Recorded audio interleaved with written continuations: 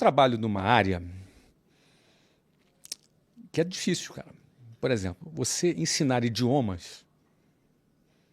Vamos lá, vou dar uma aula sobre liderança. Na primeira aula de liderança, o aluno, por exemplo, a gente tem algumas aulas de liderança no Meu Sucesso. Na primeira aula de liderança, o aluno sai da aula e ele aplica aquele princípio no trabalho dele e já tem resultado. Tá. Vou dar uma aula sobre produtividade. Aí você assistiu 1 hora de aula de produtividade. Com aquela única aula sobre produtividade, o cara já sai daquela aula, pegando a agenda dele e reorganizando a agenda dele, ele já vai ter resultado. Percebe? Eu vou dar uma aula de motivação, o cara já vai sair motivado.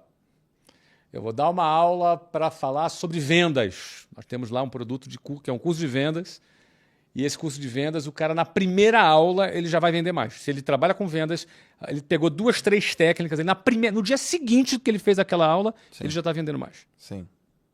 Por que eu estou falando disso? Porque você vai dar uma aula de inglês para o cara. Ele não sai falando inglês na primeira aula. Ele não sai falando inglês na primeira aula. Ao contrário, na primeira aula ele pensa assim, meu Deus, isso aqui é muito difícil, eu sou burro. Ele acha que é burro. Claro que não é burro. Ninguém é burro. O adulto vai começar a aprender o idioma, ele tem dificuldade. Então, aprender um idioma, como o inglês, que as pessoas não aprendem porque gostam. Ah, eu adoro aprender inglês. Eu devo ter tido 0,5% de alunos que gostam. 99,5% entende que é um mal necessário. Certo. Então, aprender inglês, a comparação que a gente faz é tipo tomar uma bezetacil, entendeu? Você já tomou uma bezetacil? Já, cara. No braço ou no bumbum? No bumbum. Tomou no bumbum, né? No bumbum. Porque o bumbum tem mais carninha. Isso. Né? Aí dói menos. Mas você ficou sentado de lado por quanto tempo? Pô, ficou uns 3, cara, eu acho. Uns 3, né? É. Por que você tomou bezetacil no bumbum? Explica pra mim. O que você aprontou pra tomar essa bezetacil? Cara, eu tava com uma amidalite. Ou seja, você tem uma infecção forte. E tomei remédio e não dava certo. E não dava nada, né? Cara, minha garganta tava arregaçada, assim. Tá. Sabe por que alguém toma uma bezetacil? Porque se não tomar, morre. Eu nunca vi na minha vida alguém andando assim na rua, passou em frente a uma farmácia e, cara, tô com vontade de tomar bezetacil. 4 da tarde. Vou tomar. Vê uma dupla aí pra mim. Vê uma bezetacil dupla. Já ria bumbum pra fora assim, ó. Pode ser aqui, ó. Tô sem fazer nada aqui. Tô sem fazer. Você já viu? Não. Não. O cara só vai porque é um mal necessário. Não é isso? Você aprender inglês, cara. Aprender inglês, a maioria dos alunos vai porque é um mal necessário. Ele já entendeu que se não falar inglês, ele vai estar no grupo dos analfabetos universais. Se não falar inglês, ele tem muito menos oportunidade de crescimento na empresa dele. Se não falar inglês, ele está excluído de grande parte dos conteúdos da internet, os melhores, inclusive, conteúdos de Harvard, MIT, gratuitos, estão em inglês. Exatamente. Os filmes estão em inglês, um monte de podcast bacana que está em inglês. E aí o cara que não fala inglês, ele está excluído disso. Então ele pensa assim, não, eu preciso falar inglês. Então não é uma coisa assim, tô afim de aprender inglês. Não, é um mal necessário. Sim. Então esse cara, por que eu estou falando isso? Esse cara, ele vai postergar a vida inteira. E aí ele perdeu uma oportunidade no trabalho. Aí ele sentiu uma dor muito forte, ele vai lá aprender inglês. Esse cara, quando entra num curso de inglês, ele pensa em desistir, Joel. Todos os dias. O trabalho de retenção de um aluno de inglês é violento. Todos os dias. Porque ele começa a estudar, sofre, quer desistir. Ele sofre, ele quer parar. Ele tem dificuldade, ele quer... Aí não tem problema de tempo, ele quer parar. Sim. Então a melhor coisa que tem é a antecipação. Você ter observar um padrão de alunos que desistem de qualquer coisa. Eu falei de inglês porque foi a minha principal escola, mas... A gente fazia na escola, por exemplo, um trabalho de controle de frequência. Um aluno que já faltava a primeira aula, a segunda aula, a terceira aula, a gente já entrava em contato com esse cara. E o ideal é você se antecipar, antecipar. A antecipação é a principal ferramenta para você reter cliente. Então, é como se fosse, na inteligência artificial, a gente chama de a tecnologia preditiva. Como você prevê, você identifica um determinado padrão, já prevê aquilo que pode acontecer dentro daquele padrão e já faz uma ação buscando dar um remédio antes do problema acontecer. Sim. O preventivo tem mais valor do que o curativo. Se você trabalhar preventivamente você vai reter mais clientes do que se você tentar resolver os problemas que depois existem. Cara, essa é muito boa. Tá?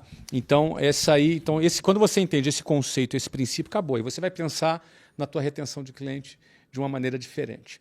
Já lá para vendas, a tua pergunta foi uma dica infalível, né? Foi um princípio, né? Um princípio, né? É. Então, já lá na vendas, o princípio que eu considero infalível para você prospectar um cliente é a conexão com o cliente. É o rapport, é a conexão. É você entender o que o cliente quer, não o que você quer dizer para ele. Numa venda é muito mais importante escutar, ouvir do que falar. Você tem que ouvir mais do que fala. Primeiro, porque a pessoa gosta de ser ouvida. Segundo, que quando você ouve a pessoa, duas coisas acontecem. Ela vende para si mesma. Ela própria vende para si mesma. Ela vai acreditar muito mais nela do que em você. Quando você escuta ela. Quando você escuta ela. Por exemplo... Cara, que legal isso. Vamos dar um exemplo. Nunca ouvi isso. Vamos bater um papo aqui. Vamos supor que eu esteja te atendendo e você seja alguém que queira comprar um curso de inglês, que foi lá na escola, alguma coisa do tipo, ou está falando por telefone com o cliente, e a gente está conversando aqui. Falei, mas, Joel, vamos lá, eu sou o vendedor e você é o potencial aluno, tá legal? Tá bom. Então, Joel, você me falou aqui que está interessado em aprender inglês, mas me explica, o que você faz? Qual é o teu trabalho? Responde para mim. Caraca, eu já tomou. Eu sou um professor de educação física. Você é professor de... E por que inglês é importante para um professor de educação física? Porque os artigos da minha área científicos... Ok, ponto. Quem está falando isso? Eu. Não sou eu que estou falando. Os artigos da área científica são em inglês? Sim. E por isso que é importante para você? Sim. O que você está fazendo? Você está vendendo para si próprio. Saquei. Não sou eu que estou te dizendo, cara, os artigos na tua área, os artigos... Quem está falando é você. E qual seria o benefício de você falar inglês? Qual seria o que você ganharia falando inglês? Bom, eu teria informação rápida, porque os artigos são publicados lá e... Você fala e eu ouço. Eu só ouço. Tá. Vai lá, eu teria os artigos publicados rapidamente, eu conseguiria aplicar. E ao aplicar, como eu trabalho com nadadores, eu melhoraria a performance dos meus nadadores, eu sou avaliado pela performance deles, então... E isso se traduziria em algum benefício financeiro para você? Alguma possibilidade de crescimento profissional? Sim, eu ia crescer... Ou é indiferente? Eu ia crescer no clube que eu dou treino, ganhar mais dinheiro... Ganharia mais dinheiro? E mais prêmios, mais títulos. Mais títulos. Então você considera que por não falar inglês você estaria perdendo alguma coisa hoje? Sim. Muito bom. Mas você já perdeu alguma oportunidade por não falar inglês? Já várias. Quais? Uma vez eu estava num curso e teve um seminário de treinadores e eu não entendi o que Eu ele estou falou. te vendendo ou você está vendendo para si próprio? Estou vendendo para mim. Então, e aí aconteceu o quê? Aí você perdeu a sua oportunidade? Você poderia ter participado de alguma competição fora? Sim. Ou ser contratado por um clube no exterior, alguma coisa assim? Sim. Eu poderia ter sido contratado. Poderia ter sido um treinador Sei. nos Estados Unidos se eu soubesse falar inglês. Então você deixou de ser um treinador nos Estados Unidos por não falar inglês, é isso? Sim. Faz quanto tempo isso? Faz 15 anos. Uns 16 anos. Então, há 16 anos você perdeu essa oportunidade. Sim. Que a gente chama de pergunta confrontativa. Poxa, faz 16 anos que você perdeu essa oportunidade, por que nesses 16 anos você não resolveu esse problema de falar inglês? Pergunta confrontativa. Você vai pensar, eu só fiz uma pergunta. Aí você, opa! Responde. Porque... eu deixei para depois, não foi prioridade. Eu deixei outras coisas serem mais importantes, sei lá, tomarem conta da minha mente do que isso aí. Entendi. E você acha que isso foi uma boa decisão? Hoje sei que não.